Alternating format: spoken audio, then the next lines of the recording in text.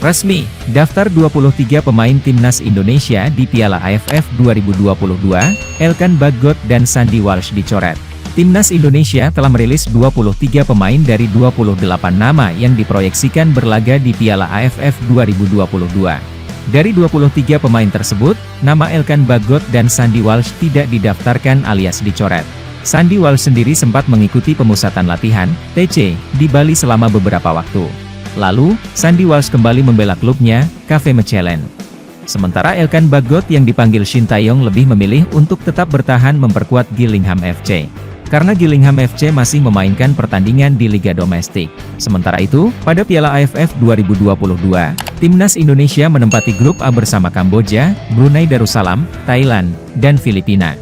Respon Thomas Doll usai bek muda Persija Jakarta dicoret dari Timnas Indonesia.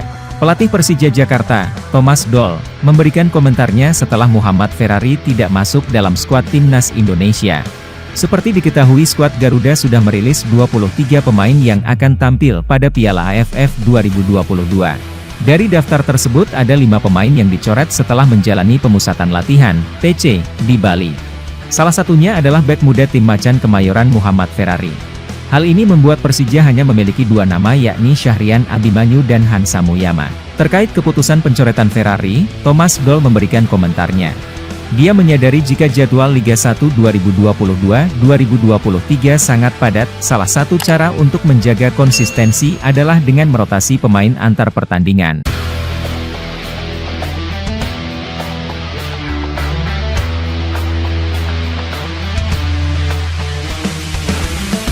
Naturalisasi Timnas U20, Zico Sore dicoret, Rafael Struijk diproses. Nasib naturalisasi 2 pemain keturunan yakni Zico Sore dan Rafael Struijk sudah ditentukan. Hanya 1 nama yang diproses untuk menjalani naturalisasi.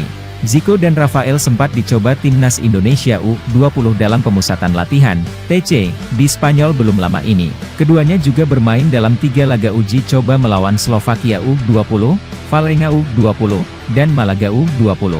Dari 3 laga itu, hanya Rafael yang berkontribusi yakni menyumbang sebiji gol. Sementara Zico yang merupakan penyerang PC Zwolle U21, gagal unjuk gigi.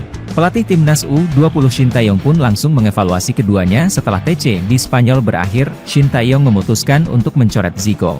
Sementara Rafael akan diproses naturalisasinya dan sudah tiba di Jakarta, Kamis, 15 Desember 2022. Iya, Zico dicoret, kata Direktur Teknik PSSI Indra Syafri kepada wartawan.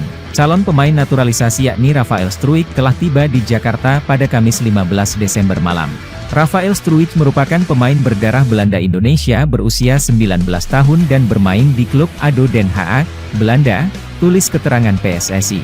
Rafael Struijk datang ke Indonesia dalam rangka untuk menjalani tes medis dan mengurus kelengkapan dokumen di tanah air. Sebelumnya hal serupa juga sudah dilakukan Ivar Jenner dan Justin Hubner pada akhir Oktober lalu. Itu berarti sudah ada 3 pemain yang naturalisasinya sedang dalam proses. Shin Tae-yong memang mencari bakat-bakat pemain keturunan Indonesia buat ikut di Piala Asia U20 dan Piala Dunia U20 2023. Saya dan PSSI menunggu dari Coach Shin, kalau memang cukup 3 ya sudah.